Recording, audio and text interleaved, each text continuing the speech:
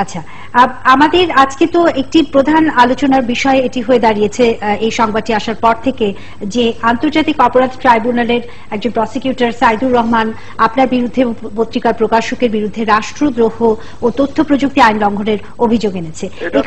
এটা তো আপনাদের যার নাম বললেন তিনি করেননি, এটা সরকার করিয়েছেন, কাজে ওভাবে কথাটা বলুন, কথা টুইস্ট করবেন না। এটা মামলার জন্য সরকার গেছিল, আমাদের কাছে যে প্রথমে গেছিল শামসুদ্দিন মানিকের কাছে, যে শামসুদ্দিন মানিকের বিরুদ্ধে আমি মানি লন্ডারিং এর অভিযোগে মহামান্য রাষ্ট্রপতি এবং প্রধান বিচারপতির কাছে সুপ্রিম জুডিশিয়াল কাউন্সিল গঠনের আবেদন জানিয়েছি এবং সেই আবেদন মহামান্য রাষ্ট্রপতি গ্রহণ করেছেন। আমাকে চিঠি দিয়ে জানিয়েছেন রাষ্ট্রপতির কার্যালয় থেকে যে এটা গ্রহণ করা হয়েছে। সেই বিচারপতি আমার মামলা কি শুনতে পারেন না।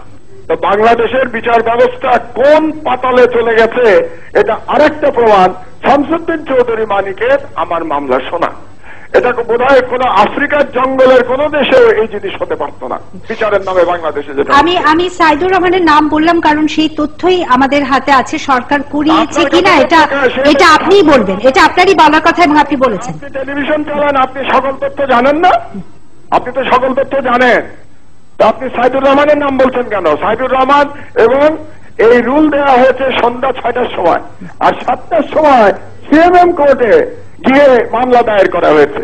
কোন রাজ্যে বাস করছি? কোথায় নিয়ে যাচ্ছেন আপনারা দেশটাকে? বিচারের নামে কি করছেন আপনারা?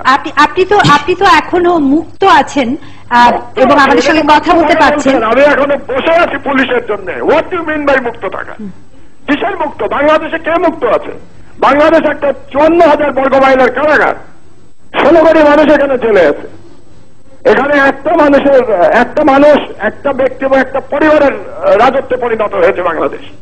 এখানে পুলিশ সবকিছু তার আন্ডারে। এখানে যে দ্বিতীয় যে অভিযোগটা আনা হয়েছে যে তথ্য প্রযুক্তি আইন লঙ্ঘনের অভিযোগে, সেখানে মানে সংবাদপত্র হিসেবে সম্পাদক হিসেবে আপনার সোর্স প্রকাশের বাধ্যবাধকতা নেই, কিন্তু কোনো আইন ভেঙে আপনারা এই তথ্য সংগ্রহ করেছেন কিনা এই প্রশ্নটা বারে বারে উঠছে।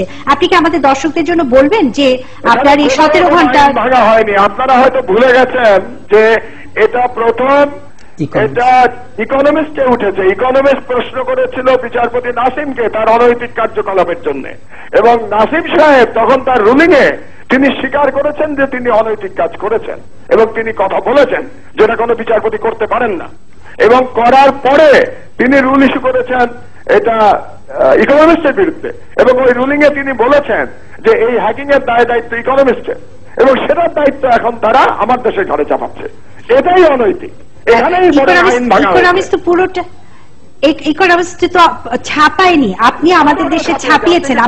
আপনি কি ইকোনমিস্টের কাছ থেকে সংগ্রহ করেছেন? অনলাইন পড়েছেন? গতকাল রাতের অনলাইন দেখেছেন? হ্যাঁ, অনলাইনে দেখেছি। সম্পূর্ণ ছাপা হয়েছে। আপনি মিথ্যা তথ্য দিচ্ছেন কেন? ইকোনমিস্ট ছাপায়নি। না, সেটা তো ওই ঘটনার পরে ব্লগে বিভ্রান্ত করছেন কেন? আপনার দর্শকদের বিভ্রান্ত করছেন কেন? না, দর্শকদের বিভ্রান্ত করতে চাই না বলেই আপনার সঙ্গে সরাসরি কথা বলছি। বিভ্রান্ত করবেন না। ইকোনমিস্ট ছাপিয়েছে, ইকোনমিস্ট তার মতো করে ছাপিয়েছে, ইকোনমিস্ট তাদের মন্তব্য দিয়ে ছাপিয়েছে। আমরা কোনো মন্তব্য দেইনি, আমরা শুধুমাত্র তথ্যটা জনগণের অধিকার আছে, জনস্বার্থে আমরা প্রকাশ করেছি। এখানে কোন রকম আইন ভাঙা হয়নি। সরকার যেটা করছে গায়ের জোরে করছে, বাকশালী ফাঁসিবাদী কায়দায় করছে। আপনাকে অনেক ধন্যবাদ আমাদের সঙ্গে টেলিফোনের মাধ্যমে যোগ দেওয়ার জন্য।